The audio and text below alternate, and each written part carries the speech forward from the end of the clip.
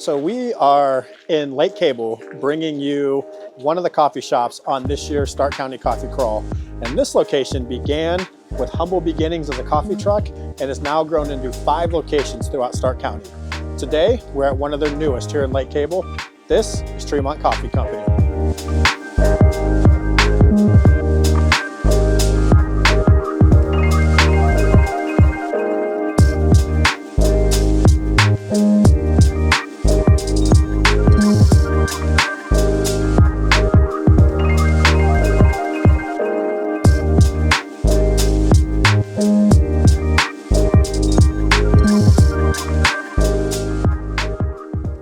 So I am here with, as we just found out, the real boss of the Tremont operation, Michelle, co-owner here. We won't say that when Mark's around, but that's okay. So thank you for doing a video with us. We appreciate it. Thank you for asking us. We chose your new spot in Lake Cable, one of my favorites. If the Canton people are watching, you too. The West Tusk people, I love you both equally. So tell us a little about, you guys have an interesting story because we were talking before and I remember you from the truck days at events that we used to do, and now you've grown into 5 locations throughout Stark County. So can you tell a little bit about that growth and maybe how you got into the coffee business, because it's unique, because that was not your guys' background, I don't think, was it? No, not at all, not at all. The way we got here is I was going to school to be a real estate agent. Okay. Hated it, cried my eyes out. Justin could have done your videos. Do this, I don't want to do it. And Mark said, fine. You're starting a coffee shop then. And he's like, I'm really getting into roasting lately. I really enjoy this. And boom, that's literally where that was it. All of a sudden, Tremont was all born. of a sudden there it was. We were reflecting that this, I want to say Valentine's Day will be 10 years from our first event. It was at the Oracle. It was called the Funky Valentine. And that's where it all started. And we just kind of have gone from there. Then we led into our truck, 720 markets.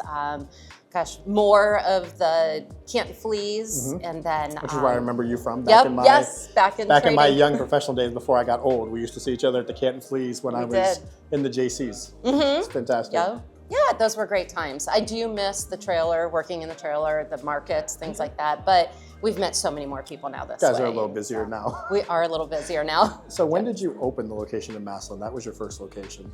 First location in Massillon was September of 18.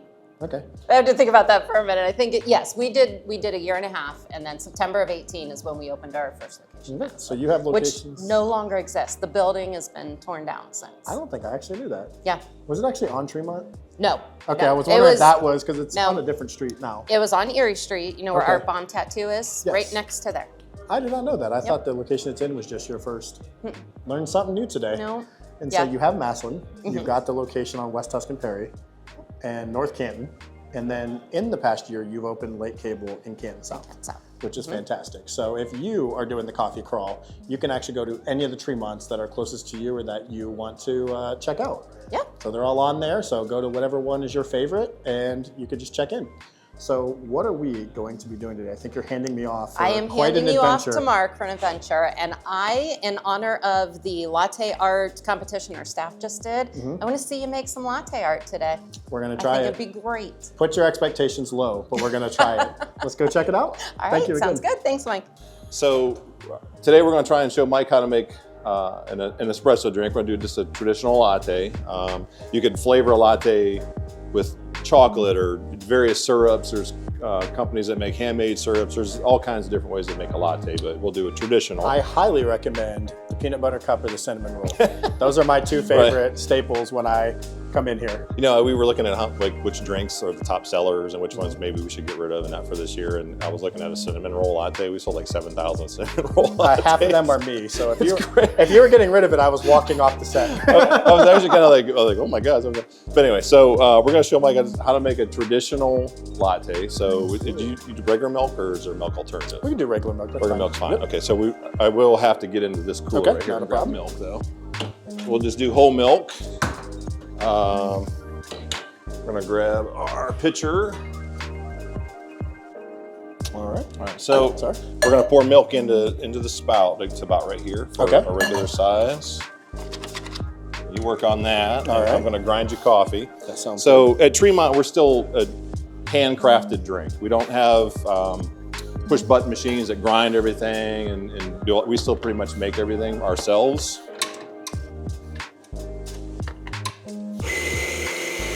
So we have a ratio of how much coffee to how much water, how long it should take. Mike, I'm gonna show you one that I'm gonna have you do. Okay, that works. Makes sense. All right, so we've grinded coffee in our espresso grinder. Okay. I'm looking for how much, over time you kind of develop that this is about the right amount of coffee. If it was falling out, obviously it's too much, right? Okay. So we're gonna use a distribution tool. And what we're doing with the distribution tool is basically making the pile of espresso flat and even. Gotcha. I wouldn't want to compact a big hump of coffee. That makes sense. Right, because water seeks the path of least resistance. Right. So we want it to be the same. We don't want to ruin the machine in our filming, so it looks expensive. Well, it's the shot. We want to make a quality shot. So that too. We're going to ergonomically press this coffee puck. I like it. I like it. We're not going to hurt ourselves. Nope. So when we train, what we do is use our arm like a piston. Okay. So sideways, I'm going to press. Our tamper is the same. It takes about 30 pounds of pressure. So every barista presses the same amount. Good thing I got my workout in shoveling all the snow for Fern that just passed when we were filming. I'm going to clean off the portafilter because basically any coffee left on top acts like a, it grinds the rubber that's up here and wears it down. Gotcha. Like sandpaper. So we don't want that. So we clean off this. Every shot I will take and push. I'll clean out the shower head that's up here, make sure there's no old coffee in there, and you see it's pretty clean. Yep. So when that's done, now I'm gonna put the portafilter in, and then I'm gonna pull shots. Okay. Okay, so this is our normal double shot. And then what we're looking for is the texture. We call that a rat tail that's coming out. Okay. So kind of a creamy texture, the color. Does it look too watery? Does it look like it's coming out too fast or too slow? If it's too slow, it's going to be just drips of black water. And you roast your own coffee? We roast everything at Maslin, in-house. Yeah, we roast everything in-house. This is our Erie Street blend that we use on all of our espresso drinks. Our cold brew is Erie Street blend as well. Okay. It's all South American coffee. So when you look, we see a crema on top of the espresso shot. That's what we're looking for. That's exactly what I was going to call it. And crema. And if you smell that, does it smell of a chocolatey or caramel aroma? Yeah, that's what we're going. great. If it has like a burnt tire or a sourness to it, something is wrong. Okay. Too fine of a You don't want that burnt tire coffee. No, burnt tire coffee is terrible. We don't want that. Sounds terrible. All right, so now we kind of showed you the basics. Okay. We're gonna get rid of this. And then we're gonna have you pull a shot. All right. And then what you do is just push this double button. Okay. Set this in and then push. There's a little button in there. Sounds great.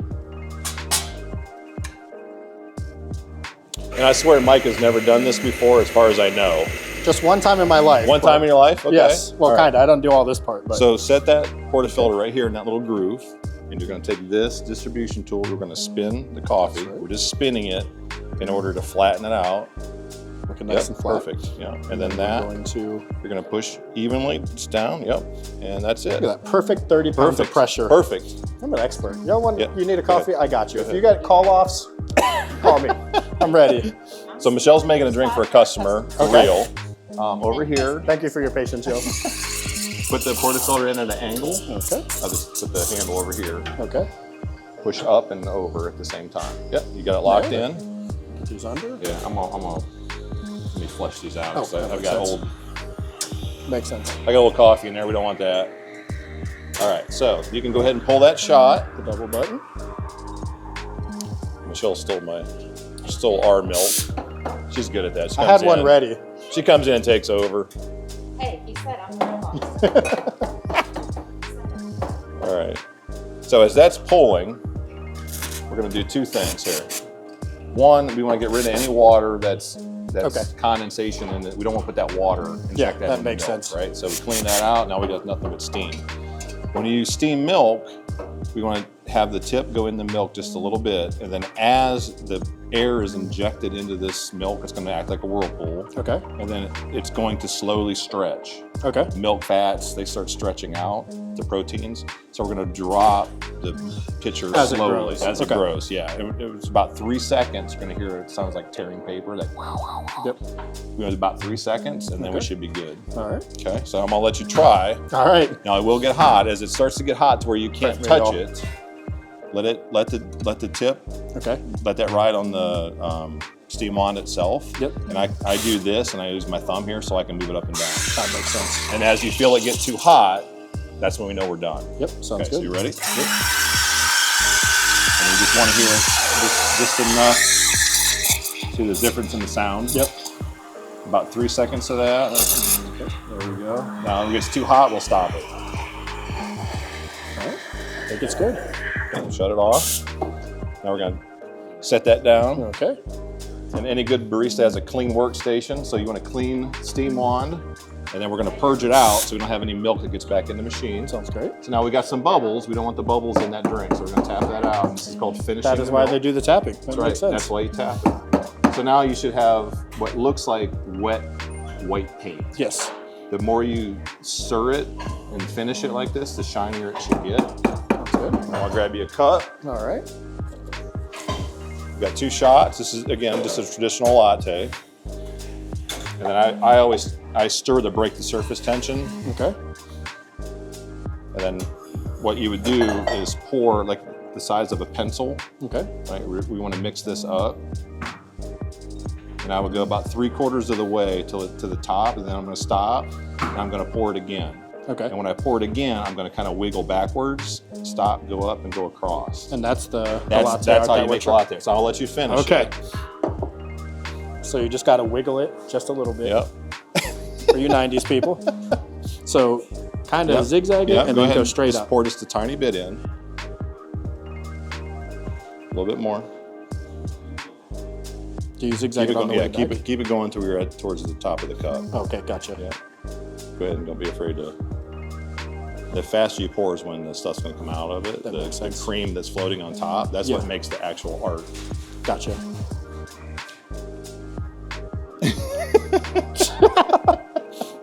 It's a person. It's something like that, yeah. So you can see, I did a portrait of Mark. There's his head, his neck, and his shoulders. That is how good I am at latte art, is I did a self-portrait of Mark in his honor for teaching me how to do this.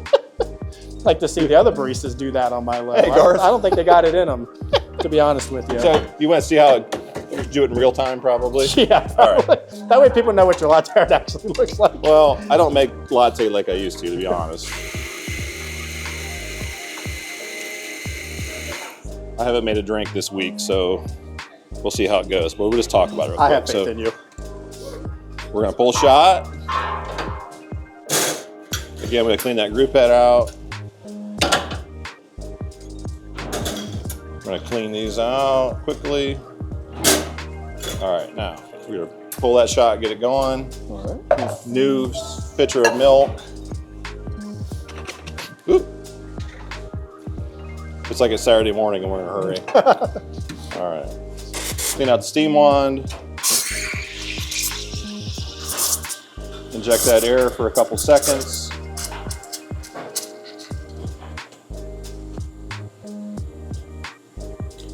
The longer it goes, the more it stretches out. So if you wanted to make a cappuccino, we could do that too. We just have to add a lot more air. Okay, that makes sense. So the only difference between a latte or a flat white is just literally how much air is injected. Okay. Can you see how much higher mine is than what you had? Makes sense. So we're gonna clean this steam wand off.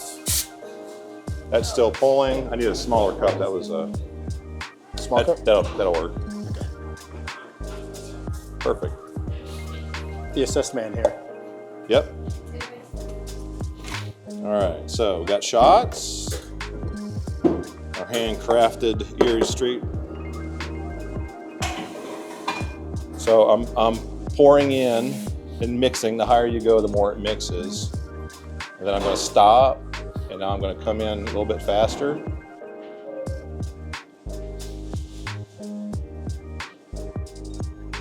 And that's really, that's really. No, that's what it looks like. It's no different than what Mine you was did. close. It's just a little more foam. Again, I haven't made a drink this week, so give me a break. But that's literally Looks better than mine. And again, a latte is approximately this much foam in a cup. Yep, that makes sense. Cappuccino is about that much, and if Okay. you did a flat white, we'd hardly have any foam whatsoever, so we're not injecting any air in it. Gotcha. And then, over time, we're able to make the swans and multiple hearts, the florets, like all that kind of stuff. So I want to ask you about one more thing that I know is a staple of yours, and that's the nitro. yeah, I think you guys have incredible nitro coffee. thank you. It's kind of, I tell people, like a draft beer of coffee. It is, yeah, it's like a Guinness. Kind of what that is if they've not had it. Our nitro coffee, honestly, it doesn't matter what company you go to. A nitro coffee is cold brew coffee, or it should be cold brew coffee that is injected with nitrogen. Okay. All of our cold brew coffees use nitrogen to pressure our kegs. Basically, it's like a home brew system. If you were kegging beer at home and have a tap system, it's almost the same thing. We're just not using CO2 beer gas. Yeah. You have to use nitrogen. Makes sense. If you don't use nitrogen, coffee becomes very metallic tasting with the CO2 beer gas. Yeah. I don't know why. I don't know the science behind it. science behind it, but I just know it doesn't taste right. Well, your guys is right. I love yours. Is fantastic. But our cold brew is steeped 24 hours. We're literally grinding coffee, steeping it, very, very similar to what Sun Tea is. Okay. Yes. And then our cold brew and our nitro is basically the same coffee, to be honest. It's the same Guatemalan, Honduras, and Colombian blend. That's our Erie Street blend. Yeah. How long things steep in water depends on how big you grind things. So when I make espresso, water goes through this very quickly in just a couple seconds, so the coffee is very fine. Yeah. If you were using a French press, it takes about 4 minutes, so coffee gets bigger in grind. Makes sense. So we're not over extracting. Yes. And then we're taking 24 hours to do our cold brew. It's a bigger grind than what a French press would be. Okay. We don't want it to dissolve completely. It gets real muddy and murky, and it over extracts and gets really funky tasting. Gotcha. So over years of literally doing this in my kitchen, we kind of developed what our methodology is, how long we do it, the grind size, like all of that stuff. I mean, we're 10 years of doing this, probably 12 years of experimenting at home. Yep. Before we got started as a company. We're doing what we loved, to be honest, and then it turned that into a business. The best way to do it. Well, thank you guys again. Yeah. And if you are coffee crawling or even not, you just want to check out an awesome shop, they've got 5 fantastic ones with 5 really cool different vibes. So I encourage you to check them all out. Yeah. But thank you. Appreciate you greatly. Yeah. And, Oh, absolutely. Appreciate it. Thank you. Mike's been around a long time, and I years appreciate now. him being a patron as well as doing the coffee crawl. So Absolutely. it's awesome. And if all the local coffee shops, please visit. We all need your support. We have a great coffee We've culture. got some great ones in Stark County. Stark County has now become a hub for great coffee, and I encourage you to go. So Thank you. thanks. The Tremont coffee shops are one location on this year's Stark County Coffee Crawl. And remember, if you're doing the crawl, you can go to any of their 5 locations. It doesn't necessarily have to be the one out here in Lake Cable, but it absolutely can be. But if you want to go crawling for yourself, you can do so at starkflavor.com/passports. And we'll see you next time on the next episode of the Rock Island Experience.